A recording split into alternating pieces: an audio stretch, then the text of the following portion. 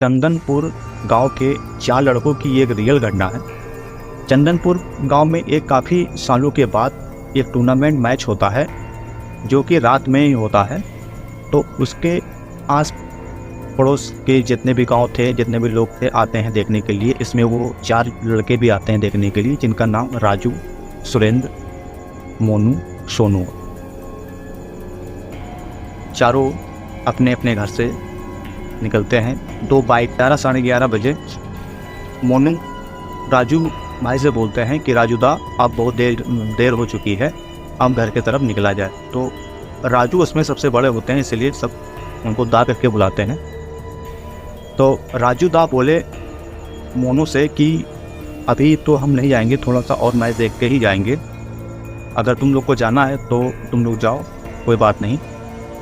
तो मोनू और सोनू दोनों अपने घर की तरफ निकल पड़ते हैं। तब यहाँ पे मैच राजू दा और सुरेंद्र देखते हैं।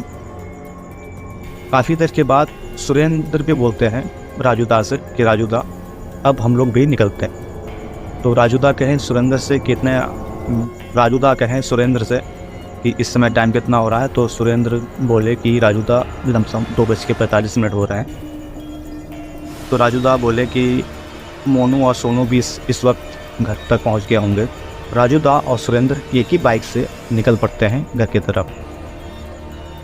तो सीधे रास्ते में अगर जाने में लमसम उनका जो एक लॉन्ग रूट था, उस रूट में जाने के लिए लमसम उनका 1 घंटा लगता उनके गांव में पहुंचने के लिए।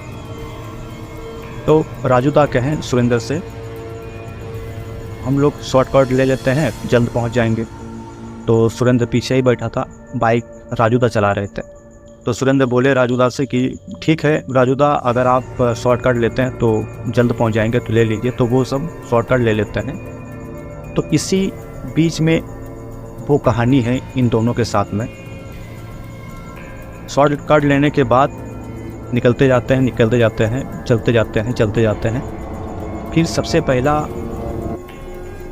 उसी रोड में एक कब्रिस्तान पड़ता था। पहले थोड़ी ही दूरी पे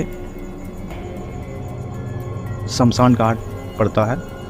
तो कब्रिस्तान के पास राजू दा देखते हैं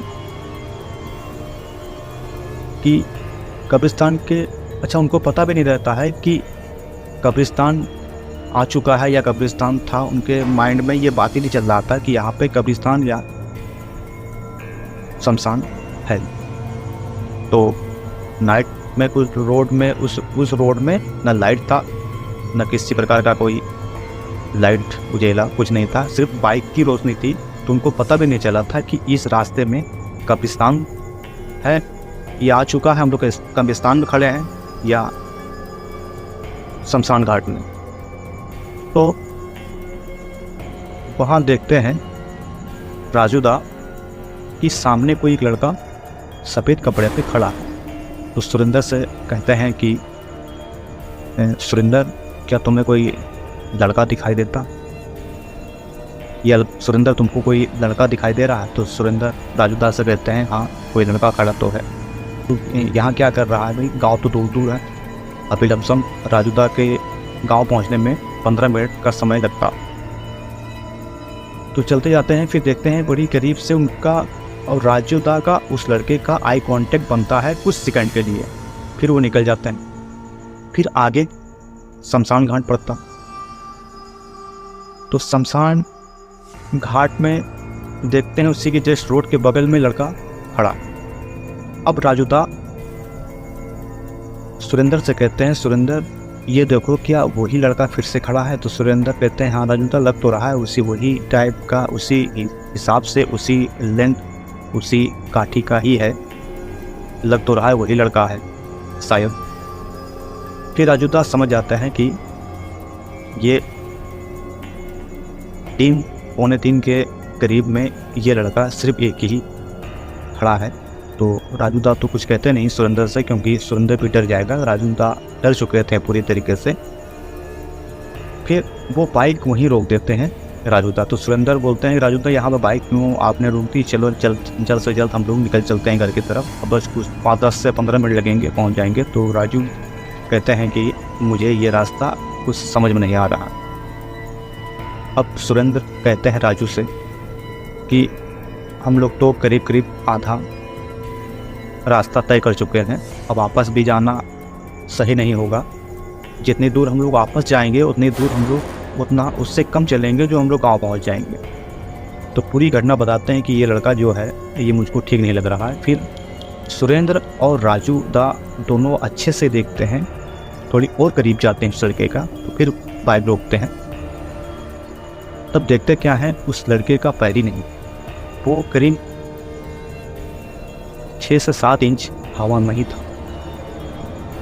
तब क्या होता, दोनों डर जाते हैं और उसी बीच में बाइक भी बंद हो जाती है राजू दा की। फिर राजू दा बहुत कोशिश करते हैं बाइक स्टार्ट करने की, लेकिन बाइक नहीं स्टार्ट होता। अब राजू दा समझ ही जाते हैं कि अब हम लोग गांव तक नहीं पहुंच पाएंगे, अब यहाँ पे जो होना है वो होके रहेगा, इसको कोई टाल नहीं सकता है। तब सुरेंद्र से पूरी बात बताते हैं, ये कोई साधारण लड़का नहीं है।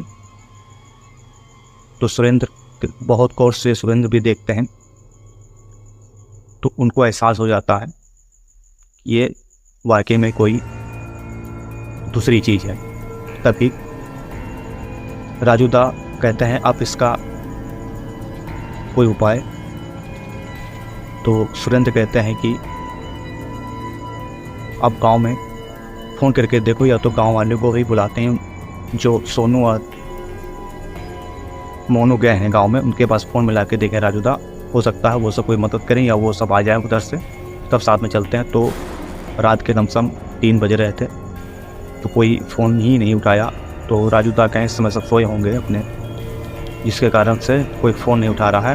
तो सुरेंद्र के दादाजी पूजा पाठ करते थे।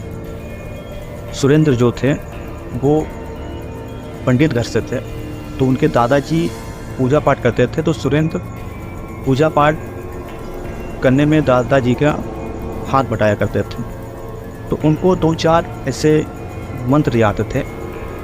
तो राजू दास से कहे कि मुझे 2-4 ऐसा कोई मंत्र है, मुझे मालूम ज्ञात है, जो कि मैं पढ़ने जा रहा हूँ। तो राजू दास से कहे कि आप मेरा हाथ पकड़ लो। तो वो बड़ी ज़ोर ज़ोर से फिर उसी मंत्र का उच्चारण करने लगे। वो मंत्र था काली जी का। तो करने के बाद देखते हैं वो थोड़ी देर के बाद वो लड़का भी नहीं होता है और उनका पूरा शरीर अच्छा लगने लगता है, भारीपन जो था उनके शरीर पर वो ख़त्म हो जाता है। फिर बाइक भी स्टार्ट हो जाती है। फिर जो है वो सब घर सुरक्षित पहुंच जाते हैं। सुबह होती है, सुबह दादाजी को वो पूरी घटना हकीकत बताता है। तो दादाजी कहते हैं तुमने जो मंत्र उच्चारण किया है वो काली जी का था, और ये जो बाधाएं होती हैं उनको तोड़ने की ताकत थी उस मंत्र में, जो तुमने याद या पढ़ा है, जिसके वजह से तुम लोग यहाँ तक हमारे पास पहुँच चुके हो। अब ये थी चंदनपुर गांव के 4 लड़कों की घटना। वीडियो अच्छा लगा हो तो सब्सक्राइब कीजिएगा। मिलते हैं नेक्स्ट वीडियो में नई और कोई कहानी के साथ। तब तक के लिए जय हिंद।